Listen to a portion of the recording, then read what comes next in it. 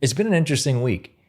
I've been working with different top of house leaders and hearing some of the different themes that are coming through those conversations has really been quite fascinating.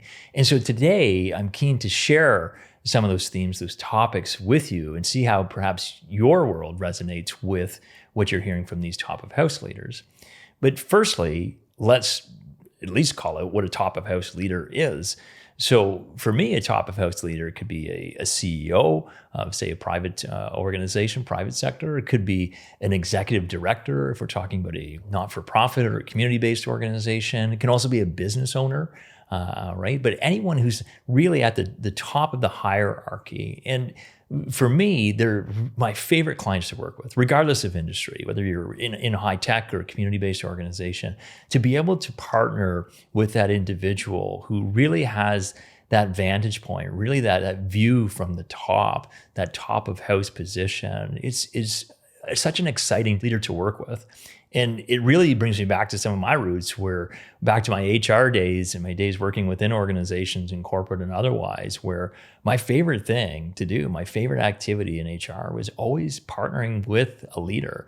And so having the chance to partner with that key decision maker, it's just, again, it's so exciting, but also getting insight into what they're experiencing, right? To see the themes that are coming towards them.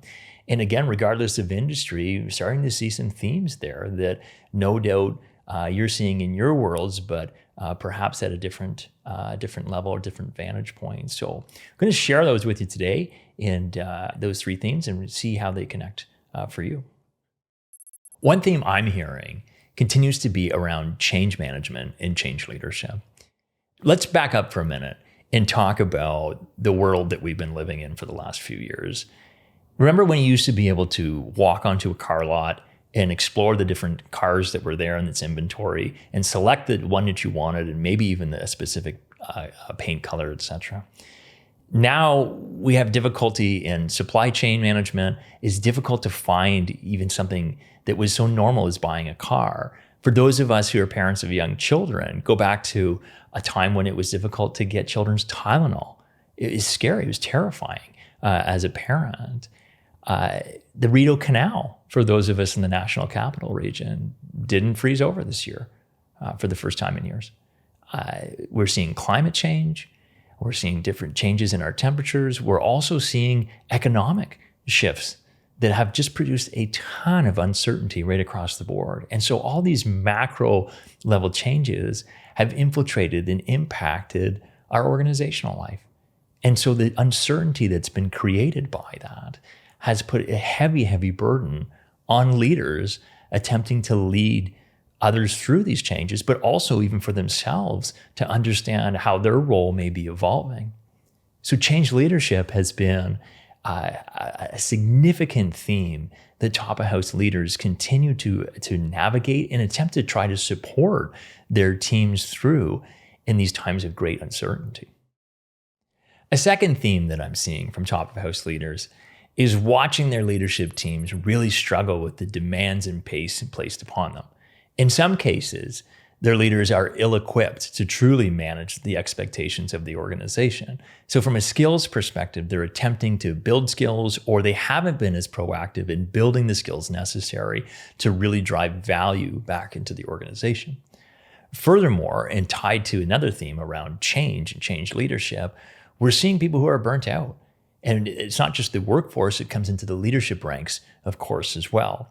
Now, burnout can be a product of overburdened work or too much workload, but sometimes it's also a leader who is not working effectively, which again ties back to skills.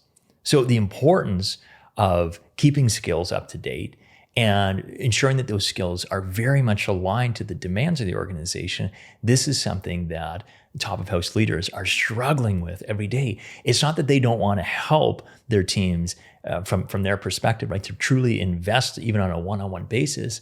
But I've heard from many top of house and other senior leaders, they don't have the capacity to spend time developing people, even though that is a critical need and a critical gap that we're seeing within leadership teams. And finally, a theme that I'm seeing from top of house leaders revolves around team dynamics and interpersonal dynamics. being a senior leader is hard.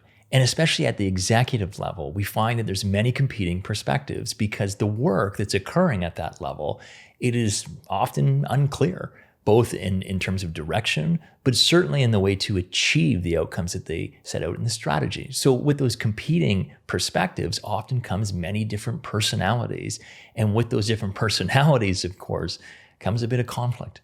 And so CEOs and other top of house leaders are struggling at times with feeling like they're trapped trying to play some type of mediator role between different individuals on the team. Specifically, I had a CEO actually say to me how sick and tired he was of having to play dad. So imagine that, the top of house leader feeling like they almost are playing a parental role between different personalities, between different interpersonal conflicts that are occurring with the team. When you think, gee, shouldn't we all be on the same team and working together? And so that is another theme that we're seeing here, is that those interpersonal dynamics at times are not positive and taking a lot of time and energy away from that top of house leader.